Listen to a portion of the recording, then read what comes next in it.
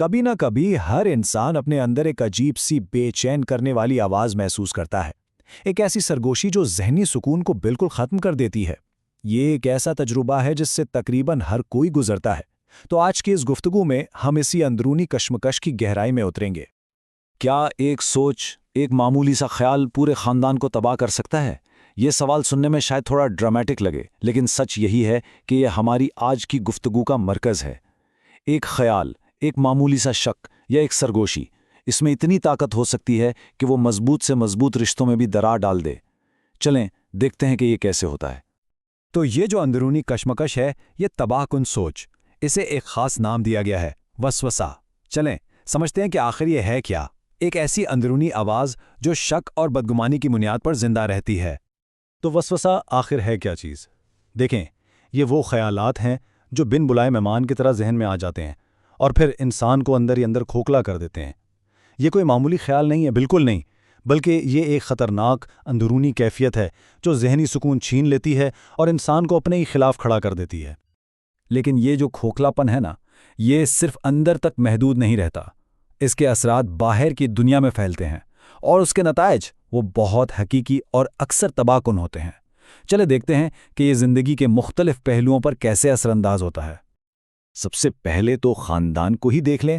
سوچیں، ایک گھر ہے جہاں 10-15 لوگ ایک ساتھ رہتے ہیں، وہاں اچانک بدگمانی اور وسوسے کی بنیاد پر جھگڑے شروع ہو جاتے ہیں۔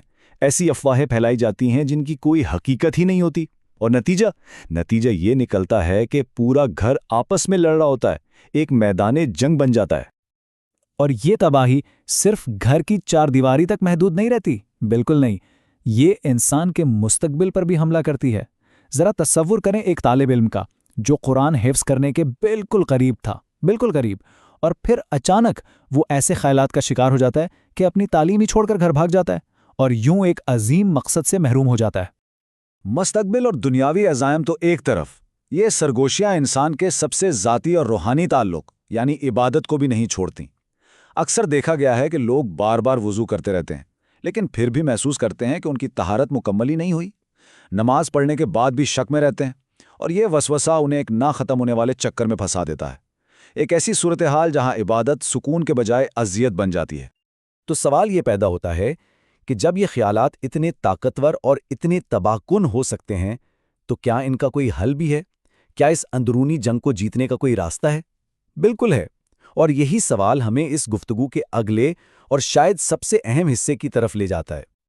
اب ہم اس تجزیے کے ایک بہت ہی اہم موڑ پر آ پہنچے ہیں۔ یہاں ہمیں ایک ایسی تعلیم ملتی ہے جو نہ صرف دل کو تسلی دیتی ہے بلکہ اس مسئلے کا ایک بالکل واضح حل بھی پیش کرتی ہے۔ یہ حدیث، یہ راحت کا ایک بہت بڑا ذریعہ ہے۔ سوچیں اس پر۔ یہ ہمیں بتاتی ہے کہ جو خیالات ہمارے دلوں میں بغیر کسی ارادے کے آتے ہیں ان پر کوئی پکڑ نہیں ہے، اللہ نے انہیں معاف کر دیا ہے۔ شرط صرف اتنی ہے کہ ہم انہیں زبان پر نہ لائیں یا ان پر عمل نہ کریں۔ تو یہ تعلیم اس فرق کو بالکل کلیئر کر دیتی ہے۔ ایک غیر ارادی خیال یعنی ایک ایسی سرگوشی جس کے پیچھے کوئی بری نیت یا عمل نہ ہو، اس پر کوئی مواخذہ نہیں، کوئی اکاؤنٹیبلٹی نہیں۔ یہ اللہ کا ایک بہت بڑا احسان ہے، سچ میں۔ اگر ہر وسوسے پر پکڑ شروع ہو جائے تو ہم میں سے تو کوئی بھی نہیں بچ پائے گا۔ اس لیے یہ فرق سمجھنا انتہائی ضروری ہے۔ لیکن اگر ان خیالات پر پکڑ ہی نہیں ہے تو پھر یہ آتے کیوں ہیں؟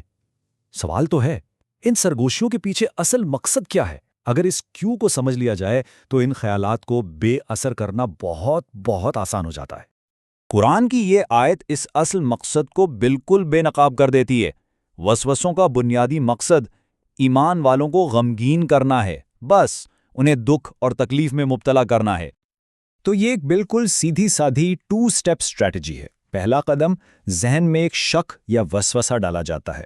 دوسرا قدم، اس خیال کی وجہ سے غم اور افسردگی پیدا کی جاتی ہے۔ جب اس اسٹریٹجی کو سمجھ لیا جاتا ہے نا، تو اس کی سائیکولوجیکل پاور فوراً کم ہو جاتی ہے۔ اور یہ ہے سب سے اہم نکتہ۔ اصل حملہ اعمال پر نہیں بلکہ جذبات اور عزم پر ہے۔ مقصد گناہ گار بنانا نہیں ہے، بالکل نہیں۔ مقصد ہے اتنا غمگین اور مایوس کر دینا کہ انسان زندگی اور عبادت دونوں سے غافل ہو جائے اور بس ڈپریشن کا شکار ہو کر رہ جائے۔ تو آخر میں یہ سوال ہمارے سامنے آتا ہے، اگر ایک برا خیال آنا گناہ نہیں ہے تو پھر اصل امتحان اور حقیقی جنگ کا میدان وہ کہاں ہے؟ یہی وہ نقطہ ہے جہاں سے ہماری ذمہ داری اور ہمارا انتخاب شروع ہوتا ہے۔